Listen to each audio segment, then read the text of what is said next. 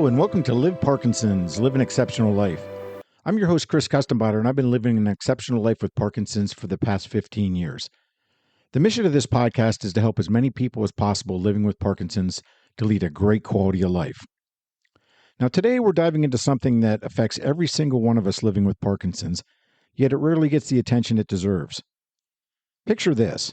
It's January, you're looking out at a blanket of snow, the sun sets around 4:30 p.m., and that exercise program that felt so manageable in September suddenly feels impossible. Or maybe it's sweltering July, and the thought of your usual outdoor walk makes you break into a sweat before you even step out the door. Now, here's what I've learned interacting with a large number of people with Parkinson's. The seasons just don't change the weather. They change everything about how we move, how we feel, and how we approach our exercise routines. And for those of us with Parkinson's, these seasonal shifts can feel like navigating a completely different disease every few months. Now, today we're going to arm you with the knowledge and strategies to make every season your strongest season. We'll explore the science behind seasonal mood changes in Parkinson's, discover exercise modifications that work with nature instead of against it, and create a year-round plan that keeps you moving so no matter what Mother Nature throws your way, you're prepared. So, whether you're someone who dreads winter's arrival or struggles with the summer heat, this episode will transform how you think about seasonal exercise. By the end of the episode, you'll have a toolkit of strategies that will keep you active, engaged, and living your best life all year round. So let's start with something fascinating that many people don't realize. Parkinson's symptoms actually fluctuate with the seasons, and there's solid science behind why this happens. Let's look at the seasonal Parkinson's connection. Now, research that was in the Journal of Quality of Life Research examined seasonal variations in Parkinson's disease. The study, called Quality of Life, Seasonal Fluctuations in Parkinson's Disease, was published in Frontiers in Neurology on January 4th, 2023. And they found significant differences in how people experience their symptoms throughout the year. The study revealed that many people with Parkinson's report changes in their motor symptoms, their mood, and their overall quality of life that correlate directly with seasonal changes. All right, but why does this happen? Well, there are several key factors at play. First, let's talk about light exposure. Our brains are incredibly sensitive to light, and this is especially important for those of us living with Parkinson's. The shorter days of winter don't just affect our mood, they can actually impact our circadian rhythms, which affects everything from sleep quality to medication effectiveness. Now, a 2022 meta-analysis titled Efficacy and Safety of Light Therapy as a Home Treatment for Motor and Non-Motor Symptoms of Parkinson's Disease that was published in the Medical Science Monitor found that light therapy can be an effective treatment for both motor and non-motor symptoms of Parkinson's. The researchers discovered that controlled light exposure helped improve sleep patterns, moods, and even some movement symptoms. All right, now let's look at vitamin D, which is often called the sunshine vitamin, because sun exposure helps your body synthesize or make vitamin D. Now, here's where it gets really interesting. Vitamin D plays a crucial role in Parkinson's disease management. Multiple studies have shown that people with Parkinson's often have lower vitamin D levels, and this deficiency is pronounced during winter months with less sunlight.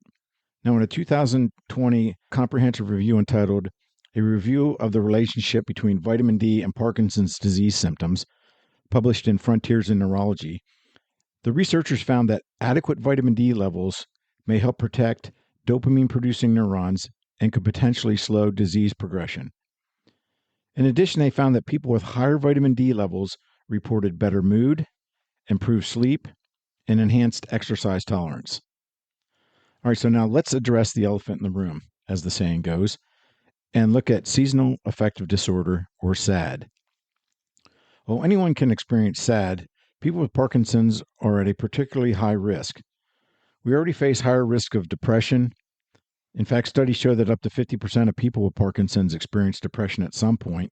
Add seasonal light changes to the mix, and winter can become a really challenging time for those of us living with Parkinson's.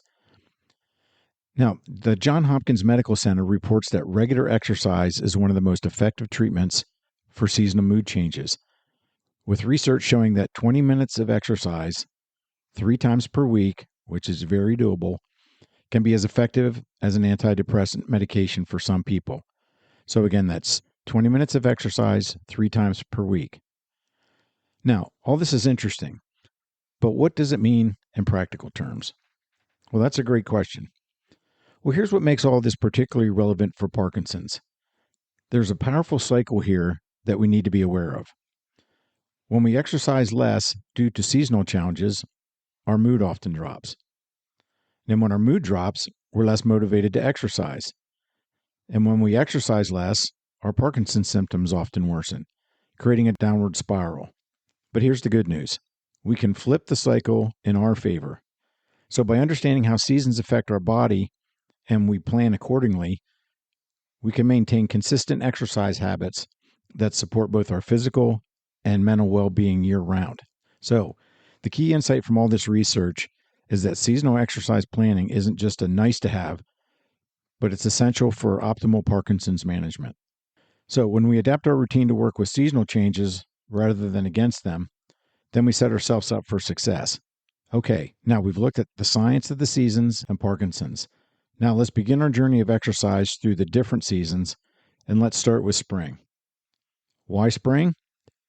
Well, spring represents renewal, rebirth, and gives us a perfect opportunity to assess and refresh our exercise routine. After potentially less active winter months, which I hope not, hopefully you'll continue to exercise during the winter, spring gives us the longer days, warmer temperatures, and some natural motivation, seeing things come back to life. The flowers popping up through the ground, the trees are blooming, new things are growing, and it gives us just a mental boost. So does spring offer any advantages for those of us with Parkinson's? Any guesses? Interestingly, research from Parkinson's Ireland highlights that spring can be particularly beneficial for people with Parkinson's. The increased daylight helps regulate our circadian rhythm, which can improve our sleep quality and medication timing. The moderate temperatures make outdoor exercise a lot more comfortable, and just the psychological boost of warmer weather can significantly impact our motivation levels.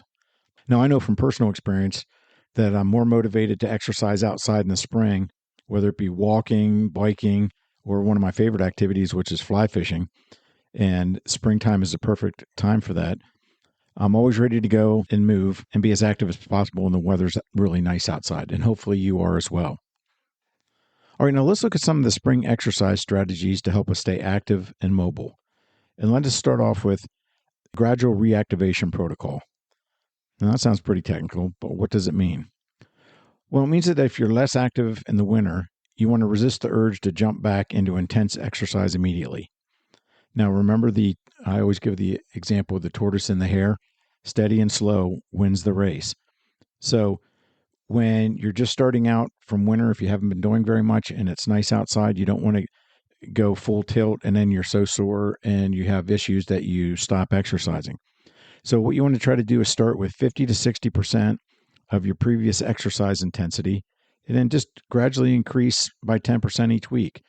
So if you were fairly sedentary during the winter, maybe you start out with a 10-minute walk, and then next week you go to a 15-minute walk, and then the week after that it's a 20-minute walk, and until you build back up and build your stamina back up. Not only will your body thank you for it, but it will help you make sure that you stay consistent with your exercise program as well. All right, next up is outdoor reintegration, which simply means take advantage of spring's moderate temperatures to transition some of your indoor routine outside. Fresh air and natural light can provide benefits beyond just physical exercise. Studies show that outdoor exercise can improve your mood more effectively than indoor exercise, which is particularly important given the higher rates of depression and Parkinson's. Next up, this is one of my favorites, is garden therapy exercise. Now, I personally love to garden and to work the soil and grow a nice vegetable garden. And believe it or not, spring gardening offers some unique benefits to people with Parkinson's. With all the reaching, the bending, and the fine motor control required for planting and weeding, that provides excellent functional exercise. I know sometimes when I'm trying to pick up some of those tiny seeds, and put them in the ground. It's really challenging on my fine motor skills. Plus, the vitamin D from sun exposure and the mood boosting benefits of connecting with nature can be a perfect exercise and enjoying the outdoors at the same time. And then our final spring strategy is balance and stability focus. Now, spring's an ideal time to focus on balance exercises to help you get ready for the more active summer months. Now, nice weather and mild temperatures are going to allow you to be proactive outdoors, and that's a great place to do your balance training. And one of the reasons is it can be more challenging outdoors because you have differences in terrain. If you're standing in the grass, it's not always flat. So it's a great way to challenge your balance. Now, I spend 15 minutes every day working on balance exercises, and my efforts have really paid off. It's really helped to improve my balance. So I highly recommend doing balance exercises every day if it's not something that you do now. And one of the simple things you can do is just the flamingo stance. When you're brushing your teeth, just lift one foot off the ground and stand on one leg. And then after a minute, do the other side. It's a great way to start to improve your balance. All right, now, if you're not sure where to start, visit my website, liveparkinsons.com, and there you can get the free 9 balance exercises to help you improve your balance in Parkinson's.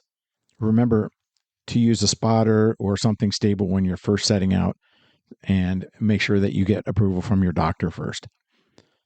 All right, now, while spring is a great time for exercise, there are some challenges to anticipate. The first is allergies and exercise. Spring allergies can significantly impact our exercise tolerance, especially for someone with Parkinson's. So consider timing your outdoor workouts for when the pollen count are typically lower, which is usually mid to late afternoon, and especially on days it's not too hot. You don't want to go out when it's too hot. And then after it rains, which tends to knock the pollen down. Now, if need be, keep your medications handy and have indoor options as backups on your bad allergy days. Now, another challenge is variable weather patterns. We know that spring weather can be really unpredictable. So having a flexible exercise option is crucial. So that would include a plan that includes indoor alternatives for when it's either cold or when you have those rainy days to deal with. As they say, April showers bring May flowers, right? And also to deal with those days where it's unseasonably warm outside. And then finally, many people experience energy level fluctuations in spring as their bodies adjust to the changing light patterns. So pay attention to your natural energy rhythms and schedule your exercise during your peak energy times, which for me is in the morning. All right, now let's look at recommending a spring exercise routine. And starting it off with weeks 1 and 2, where you have gentle reactivation with 20 to 30-minute sessions. And you can focus on flexibility and just doing some light cardio. And then in week 3 and 4, increase your intensity to moderate levels, whether it be walking, biking, or some other type of outdoor cardio activity. Maybe you like to hike, or maybe you like to include some swimming. But you also want to include balance challenges. And week 5 and 6, you want to start building towards your summer routine intensity and include a lot more outdoor activities if possible. Now, remember to get approval from your healthcare professional before you start any new exercise program. That's very important. Now, the goal in spring is steady, sustainable progress that's going to prepare your body for the more intense summer activities, while at the same time taking advantage of the natural mood and energy boost that comes with the longer, warmer days. All right, now let's skip ahead in the calendar and look at summer exercise and managing heat and maximizing daylight. Now, summer has some great opportunities for outdoor exercise activities, but it also has some unique challenges for people with Parkinson's that we're going to talk about. Now, the long days with daylight can boost our mood and energy levels, but the heat and humidity require careful planning to exercise safely and effectively. We don't want anybody getting overexerted in the heat and have issues that way. Now, really, summer can be a double-edged sword when it comes to exercise when you have Parkinson's. The extended daylight hours of summer are incredibly beneficial for those of us with Parkinson's. More exposure to light from the longer days means better circadian rhythm regulation, improved vitamin D production, and often we're in a better mood. However, we need to be very careful because heat sensitivity is a real concern for those of us with Parkinson's because our temperature regulation can be affected by the disease. So, to address heat concerns, let's look at some heat management strategies. And the first one is timing is everything. The most crucial summer exercise strategy is timing.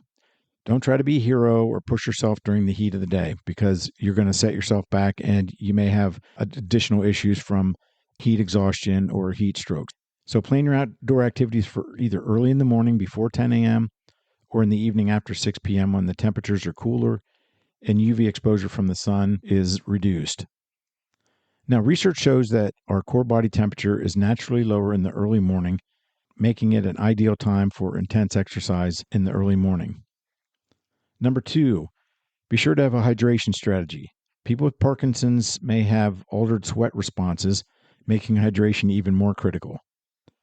You have to replace those lost fluids from sweating, so begin hydrating usually 2 to 3 hours before exercise, and then you want to drink 6 to 8 ounces every 15 or 20 minutes during your activity, and continue hydrating after exercise. Now, you want to watch for signs of heat exhaustion, excessive fatigue, dizziness, nausea, and confusion. Those are signs that you have heat-related issue. Number 3 is dress for success. Wear light-colored, loose-fitting, moisture-wicking fabrics. Now, a hat with a brim is going to protect your face and hands from direct sun exposure. Now, one of my favorites is to use cooling towels or bandanas for cooling my neck during breaks when it's hot outside. I've even done where I've taken little towels and wet them and put them in the freezer. And then when I was done working out, put that on my neck or my head. And it's really refreshing, believe it or not. Now, let's explore some summer exercise opportunities. And leading it off with water-based activities, since that's going to help you mitigate the heat issue. And summer is a great time for those aquatic exercises because water is going to provide natural cooling while offering excellent resistant training and cardio benefits.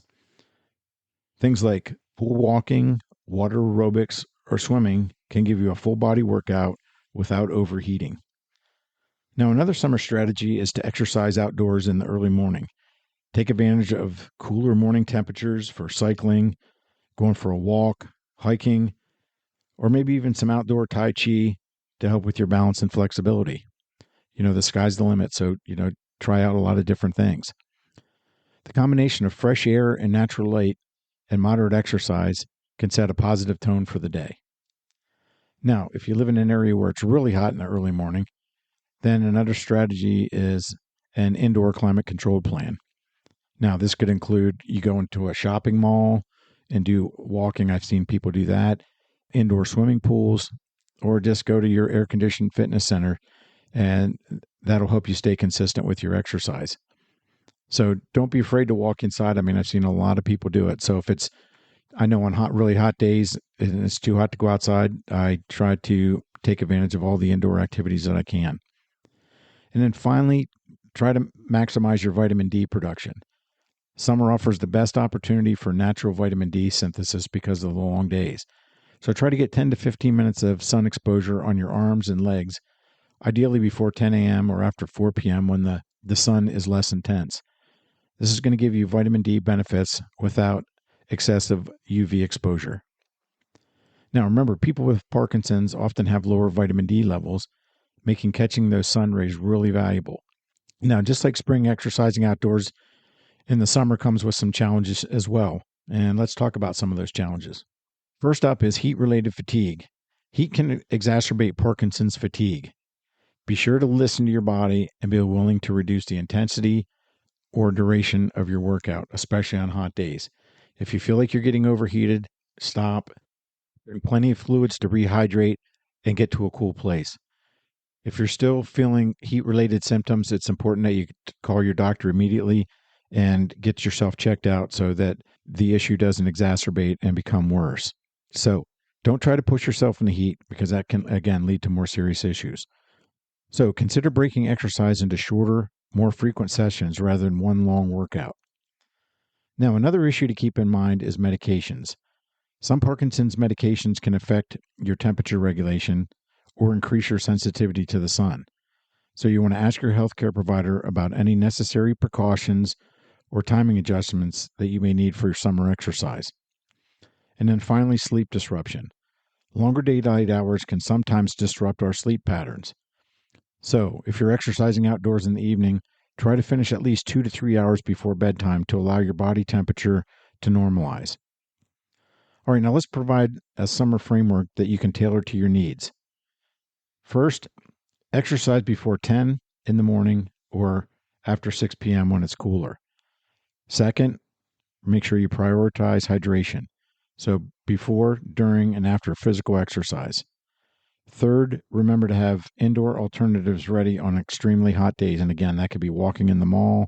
It could be going to the local community center for a class or a air conditioning fitness center. Fourth is take advantage of the water-based exercises.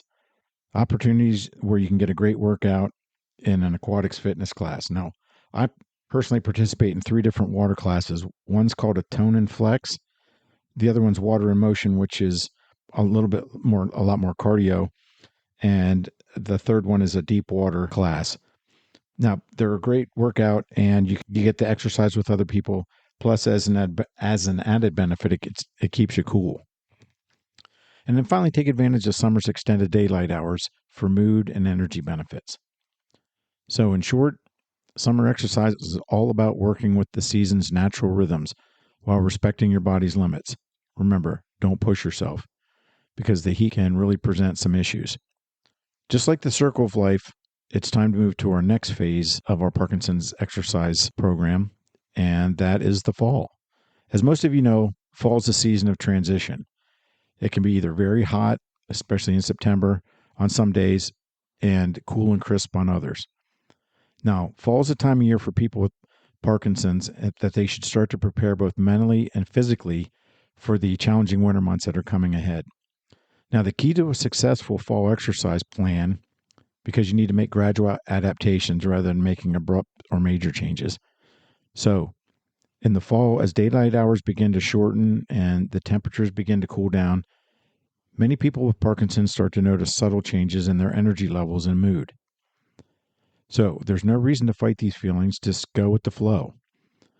Now, there was some interesting research on this from the Mayo Clinic published in 2024 in an article entitled All About the Seasonal Affective Disorder, which shows that people who proactively adjust their exercise routines in the fall report better mood, stability, and exercise adherence throughout the winter.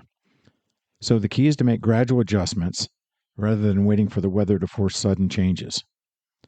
All right, so let's look at some of these transitional exercise strategies. The first is to consider both indoor, outdoor, or what they call a hybrid approach. Since fall weather can be, like the spring, unpredictable, developing a hybrid routine, which is the indoor-outdoor, is highly recommended. So plan for the days when the morning frost makes outdoor exercise unsafe, but the afternoon temperatures are perfect for walking.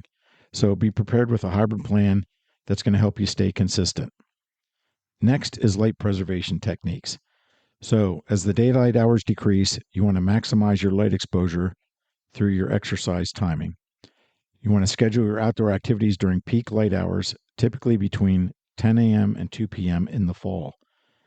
Even 20 to 30 minutes of outdoor exercise during the peak light hours can help maintain your circadian rhythm. Now, fall is also a good time to discuss potential vitamin D supplementation with your healthcare professional.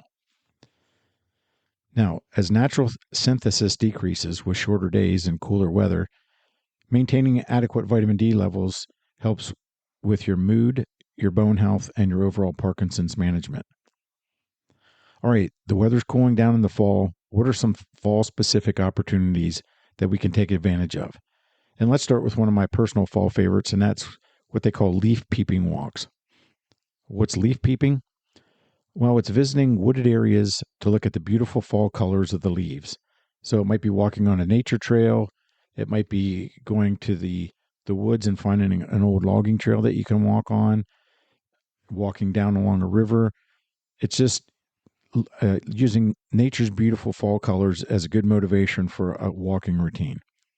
Now, the beauty of it is there's no equipment required. You just lace up your sneakers and away you go. Now, the cooler temperatures make it more comfortable to walk during the fall than in the summer heat. Now, another fun way to get some exercise is to go apple picking or visit a farm and pick out your favorite pumpkin. Apple picking is a great functional exercise, believe it or not, and if you haven't tried it. The reaching and the walking on uneven terrain and carrying baskets provides natural balance and strength training, while at the same time is a great social activity. So if you haven't gone to a farm and tried apple picking, I highly suggest it.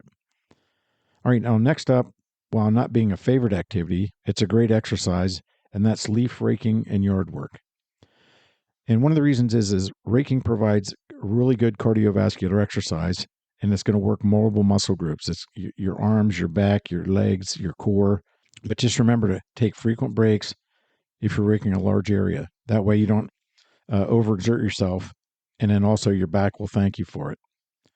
Now, fall is a great time to exercise outdoors. It too, like the rest of the season, comes with some challenges. The first is one I personally struggle with, and that's adjusting to the time change. The fall time change can significantly impact people with Parkinson's because medication timing and circadian rhythms may be disrupted. Now, I know it affects my sleep and energy levels after the time change, and sometimes it takes me a week or two to get, feeling back to normal. The next is weather unpredictability. Now, as we all know, weather can change rapidly. It's hot one day and cool and chilly the next. And one of the things I do, and you can use it or not, but I have 3 exercise options: one outdoor, one indoor, and one hybrid that I can use depending on the weather. So if it's nice outside, out I go for a walk or a hike or ride my bike. If it's not nice, I stay indoors, or I can do a hybrid where I might go out and do 10 or 15 minutes in the morning and then have to go inside before the temperature gets too hot. It all depends. So to close out the fall season, let's look at some strategies for maintaining a consistent exercise program. First, begin to transition some of your exercise inside while continuing to keep your outdoor options available. And then next is you want to maximize your light exposure during the peak fall hours, which again was between 10 and 2. Next, try to incorporate fall activities like leaf peeping, raking, and apple picking as natural exercise opportunities. It's a great social activity, believe it or not. And then gradually adjust to shorter daylight hours. All right, now let's close out the seasonal cycle with our final season, which is winter. Now, some people love winter, and then others hate it. And winter presents the greatest challenges for maintaining a consistent exercise program with Parkinson's.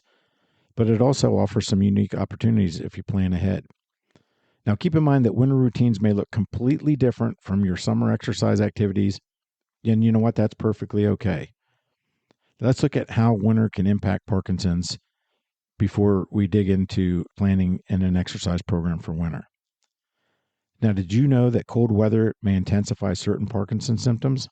Several studies and resources confirm that people with Parkinson's often report increased stiffness, slower movement, and more frequent freezing episodes during the winter months.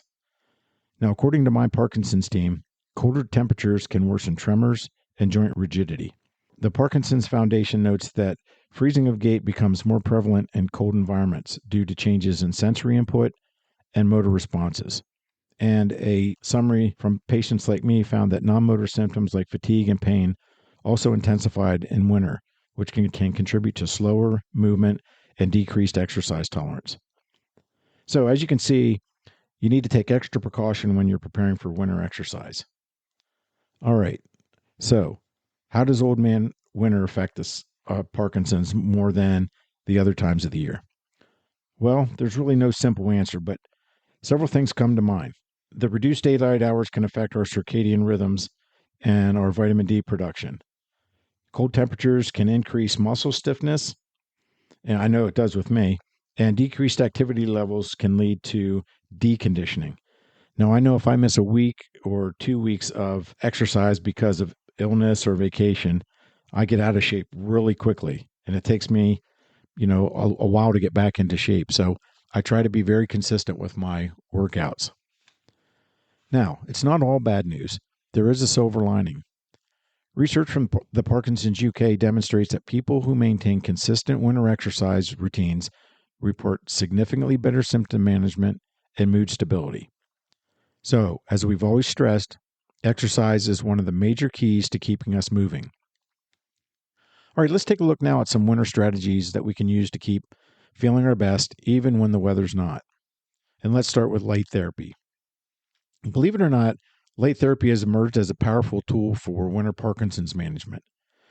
Now, you might think of light therapy as something used for seasonal depression, but new research shows that it could do more. A 2021 meta-analysis published in the journal Biology titled Bright Light Therapy for Parkinson's Disease, a literature review and meta-analysis of randomized controlled trials. And they reviewed clinical trials on bright light therapy, and the findings are promising for people with Parkinson's. The research looked at studies where light therapy was used to improve motor symptoms, mood, and sleep. Now, while the treatment protocols varied across studies, one thing was clear. Bright light exposure may have real benefits, not just for improving your mood or easing sleep troubles, but potentially even helping movement symptoms. Now, of course, it's not magic, but the researchers said that what they saw was enough to say that this therapy deserves a closer look. So, for anyone struggling through the dark winter months, bright light therapy may be worth discussing with your doctor, because sometimes the right light at the right time can just be what your brain needs. All right, moving on to some indoor cardio options. Winter does provide some different cardio options to try. So, for instance, dancing to music, and that could be Zumba, tango, jazz, or some other type of dance class. And that can give you an excellent cardio workout. And I know I do one at the fitness center where I go to. They have movement through music, and it's really a good workout, and it's fun. We do it with other people, and it's a great workout. And it's going to help you boost your mood while you're moving to the music. Now, if you can't make it to an in-person class, YouTube dance classes designed for people with Parkinson's are available. Now, another option is stair climbing. Now, this one provides an intense cardio workout in a short period of time. Now, as a precaution, you want to build into this one slowly and with this short duration until you build up your stamina. Now, also for both of these, you want to get approval from your healthcare professional first. Next up is one that's often overlooked and not done because we either think it's too hard or we get intimidated when we see people doing it at the gym. What is it, you ask? Strength training. Now, this one's important to include in your exercise routine because we start to lose muscle mass as we age. So winter's an ideal time to focus on strength training. And no, you don't have to lift heavy weights. In fact, I use light weights, but I just do more repetitions, and that helps me stay toned. So strength training can help you reduce muscle stiffness that can be caused by the colder weather. And research shows that strength training can improve motor symptoms and may help slow disease progression as an added bonus. So focus on functional movements that help you in your day-to-day activities. That could be lunges, reaching for cans, things like that. All right. Now, another key component for your winter exercise program, although you should do it year-round, is balance and flexibility training. Cold winter weather can bring potentially icy conditions, which we know, which makes balance training even more crucial. Now, a few ways to help improve balance training are by taking yoga or Tai Chi, where you're using slow movements to focus on your balance. Now, I know these help me improve my balance and flexibility. And another exercise to do in the winter months to combat seasonal affective disorder, according to Dr. James McDermott from the Baylor College of Medicine, is to actually increase exercise during winter months, not to decrease it. Now, indoor exercise can also help combat SAD. The increased endorphin release and increased circulation from physical activity can partially compensate for some of the reduced light exposure during the winter months, especially if you're feeling isolated. Now, indoor group exercise is another good way to help with depression, which we all know can worsen during wintertime because you can't get out as much. So you want to look for group exercise opportunities like mall walking groups, community center classes, or aquatic classes. You just never know, you might make a new friend. All right, let's discuss a winter exercise framework to keep you active and to help with your mood and well-being. First, you want to prioritize consistency over intensity. Let me say that again. Prioritize consistency over intensity. So it's better to be consistent than to go hard one day per week or maybe one day every 2 weeks. So you want to make sure that you stay consistent. Next is to integrate light therapy with exercise when possible. Now, I know the gym I go to, they have a red light therapy available. So you can check with your gym or fitness center to see if they have any light type of therapy available in your area. All right, next is you want to focus on strength, balance, and flexibility because they're going to be the key to helping you stay active, reduce your risk of falls, and help you stave off muscle stiffness. Now, another key is to maintain social connections, interactions during the winter months. So you don't want to become socially isolated. And a great way to do that is through group exercise classes.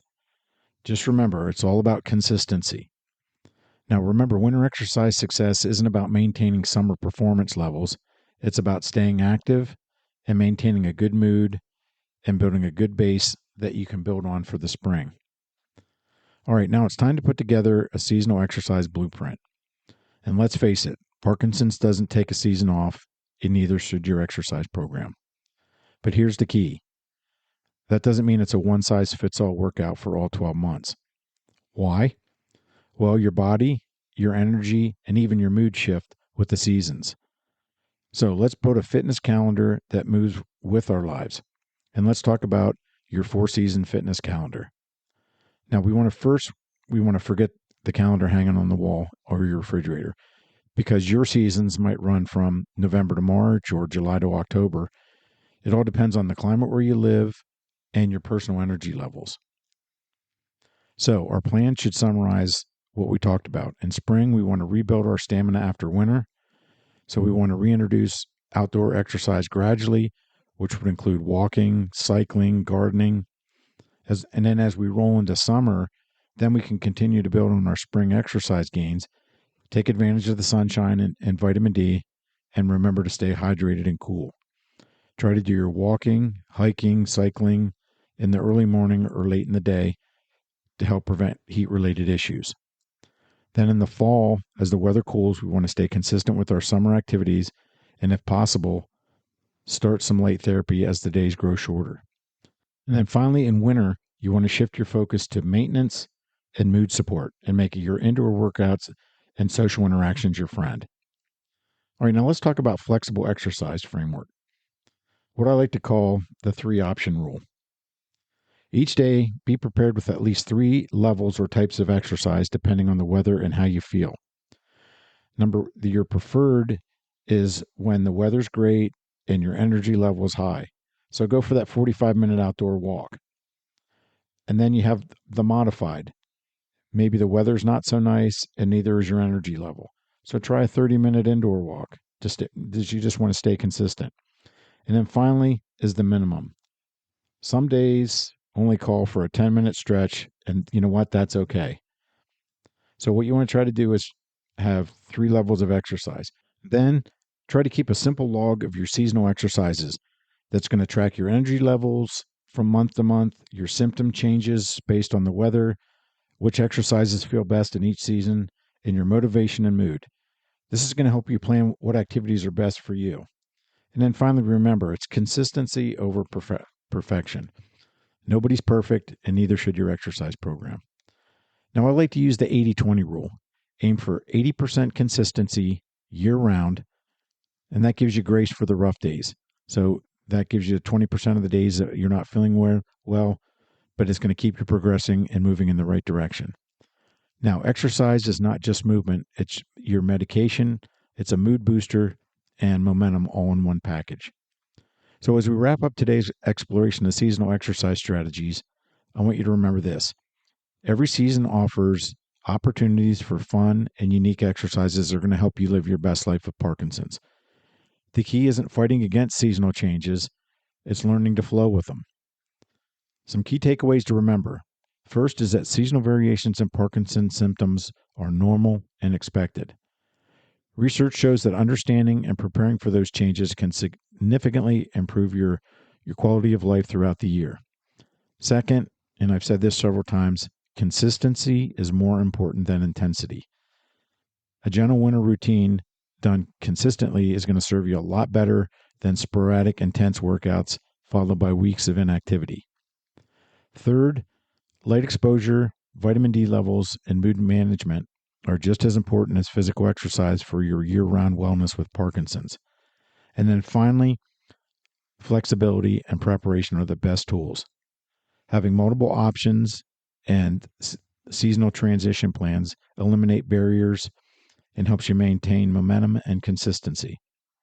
So your action steps should include looking at your current exercise routine and ask yourself, how is this work in 3 months? Am I going to be able to do the same thing depending on the climate I live in?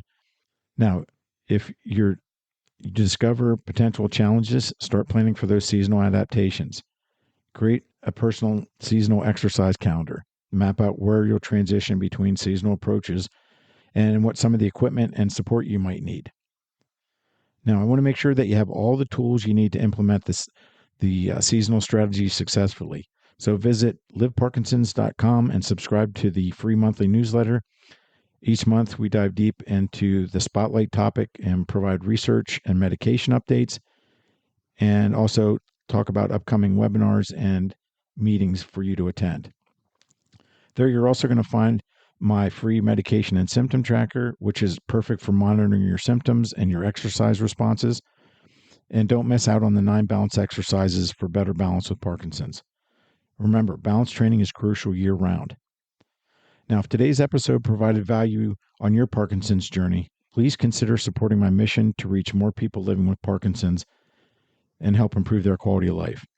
Visit my Ko-fi page at kofi.com/liveparkinsons to make a contribution. Every donation helps me to be able to continue creating resources to help reach the Parkinson's community. Thanks for listening, and remember, stay healthy, stay strong, and live your best life with Parkinson's. Thanks for listening, and I hope to see you soon.